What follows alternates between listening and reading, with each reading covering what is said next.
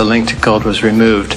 Consequently, the system is ultimately headed for a blow-up because there's too much money being created by the Federal Reserve, because there's too much money being spent by the federal government, causing them to borrow, and that debt ultimately gets monetized by the Federal Reserve. There is no self-correcting mechanism, and despite human efforts or plans to control that, there's never the political will to do it. Well, that's right. And the history of the world is that whenever the authorities have the ability to issue paper money, they can never resist the temptation to overissue. And the Catholic Church has a line for this. It's a great line. And they have it exactly right. And the line is, in the face of temptation, reason succumbs.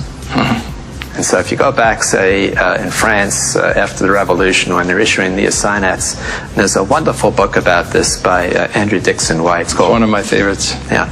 So, the money inflation in France. It's, you know, I hand that book out to everybody. In fact, I've given it to a lot of important people,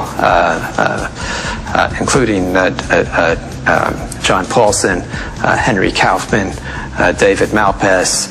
I put it in the hands of this fellow, Jean Trichet, who heads the European Central Bank, with him. And the cover of this book, you know, shows all this gold stuff. I thought he'd be carrying it around so people would see, you know, what he had. He turned it to the inside, you know, so people wouldn't see.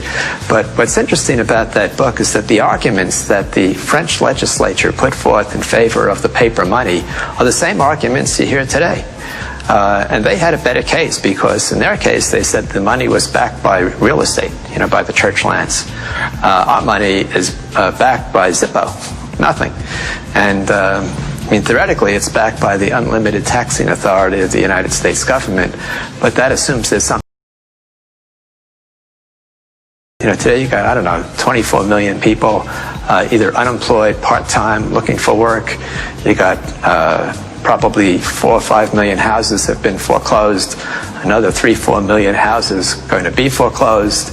I mean, I could make a long list for you of all the stuff. Plus, you have all these promises that the government has made, and multi-trillion-dollar deficits as far as the eye could see, even using the phony accounting.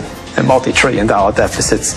If you use real accounting, the deficits are multi-trillion dollars per year. There's no way to work your way out of that. And worldwide, people are not protected, especially in the United States.